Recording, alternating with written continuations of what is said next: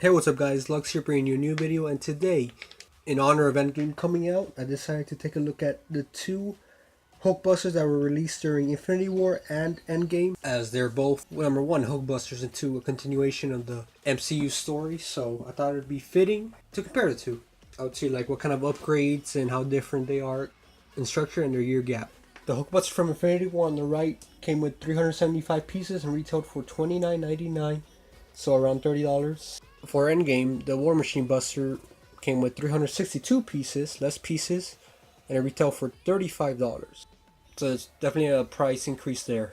But let's take a look at the minifigures. First off, I'm going to show off the Infinity War minifigures. Here we got a Outrider from the previous movie on the third act of the Wakanda battle. These are the same ones you see in the Endgame sets, so nothing too special. It has the attachments to make it look like it has more arms, so. Next up, we got Bruce Banner. He doesn't really resemble the current actor too well, in my opinion. I don't think he really looks the part. I think he looks way too young for the role, but here we have him in his happy expression, and here we have him trying to Hulk out. But as we saw in Infinity War, he didn't really succeed in that, so that's about it. Next up here, we got Falcon, rocking his brick-built wings. I think this is one of the nicer figures in the set. His facial expressions really suit him, and I think they did a pretty good job of capturing the actor's likeness, so not too much to complain about this figure. The torso printing is nice. He also has decent back printing, and the wings, they're okay for what they are. Next up, we got the exclusive figure of the set, Proxima Midnight. She's one of the children of Thanos that you saw in the movie that pretty much got destroyed by the regular Avengers, but she makes for a pretty good minifigure. She has a custom hairpiece exclusively for her. She has a golden arm, this little staff thing, and a nice little torso. Not too much to look at or praise her for, but it's a neat minifigure overall. The legs, I don't think they fit too well, but that's just my opinion.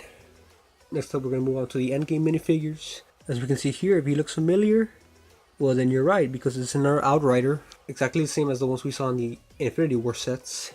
Here we got a new variant for the Outrider with a shoulder pad attachment and a couple claws, I guess to indicate again their threat in the movie. Next up, we got War Machine, which is a pretty good figure. This turret attachment usually comes in a gunmetal gray, but I just added my own because the War Machine Buster currently has it on. Let's use that modification. Next, if we open up his mask right here, we can see him having controls printed on his face. Looks pretty neat. I don't know if you guys can actually see the detail, but I'm trying my best here. And this other facial expression, just a happy one. Not too much there, but they do look pretty good. Next up, we got Ant-Man. He comes with a new helmet mold, which makes it a lot more accurate to the MCU movies. He comes with the same suit as War Machine does, the Quantum Realm suits, and most of the Endgame sets come with. If you remove the mask, you can see that he has a separate hair piece attachment. This face, he's more suppressed or scared, and then the one in the back, then the facial expression in the back, he's more confident, which is neat to have, but I prefer him with the actual Ant-Man helmet, which is a really good mold. Probably the reason why most people are getting that set. Before we actually take a look at the Hulkbusters or War Machine Busters, the Hulkbuster from last year actually came with this separate build, which an Outrider can get on and I guess shoot this ball. You might have heard it, you might have seen it shoot, but that's about it. Yeah. First, we're going to look at the Infinity War Hulkbuster. Here we got the classic red and yellow colors as we see in the movie, and the Iron Man suits in general. It's definitely better than the previous Hulkbuster that came before this, not including the UCS one.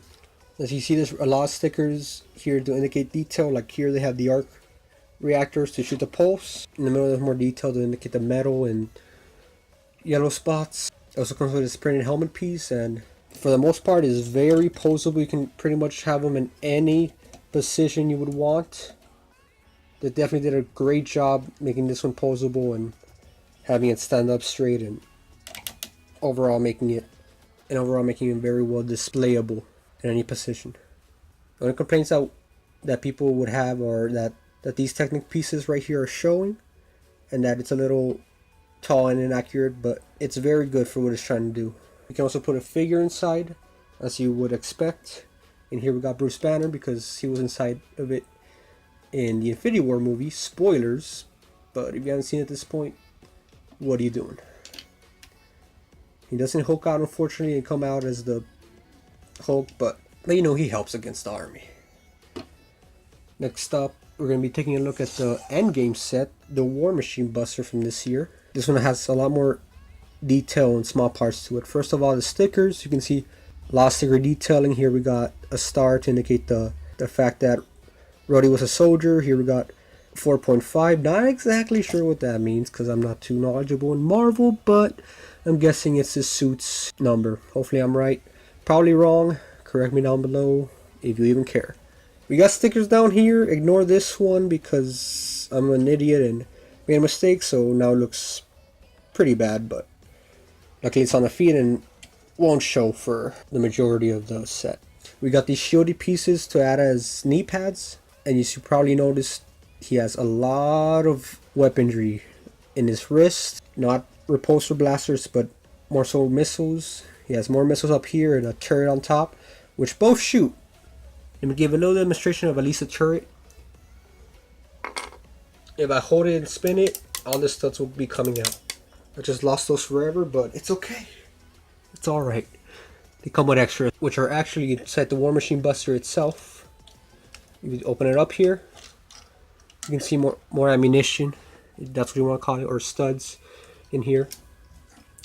Lego put those there because they knew people were going to lose those studs with the turret attachment, so that's something to do and have a little place to keep them. In here you can put, not Ant-Man, but instead of Rhodey or War Machine without his turret, obviously, because he won't be able to fit in there if he did. And he fits in nicely. You can just close it up and there you go. As long as you close everything correctly, you can't even tell he's there. Now the only downside with this is that it has a lot more limited factors in movement. The ball joints that it has in its arms are fine, but in the wrists or arms, you can't really move those side to side. Instead it has a little gear here which just makes it move left and right. Not really all the way around 360. Well, go 360 up and down, but too much posability there. Same thing with the legs. You can move them left to right, but they can't go up. You can move them left to right, but they can't go up or down because it's on a gear, except the foot itself does have a ball joint, so you can move it all the way around if you so please. So overall, if you would ask me which one I would pick, I'll probably pick the War Machine Buster one because it's the most recent. I have that bias, but seriously, it's something we haven't seen before. It's a little more compact, so it definitely looks more accurate to what a Hulkbuster is supposed to look like. It doesn't have the mobility of the Hulkbuster from last year, but it's definitely great for what it's meant to do. All those attachments with the missiles and the turret make it a lot more accurate to the character of Rhodey or War Machine very well. And I think overall it's a greater build, except the price, it's a little too steep in my opinion. Plus the minifigures you get, Ant-Man, War Machine, and 2 Outriders are very solid, while the War Machine from last year or Infinity War is great.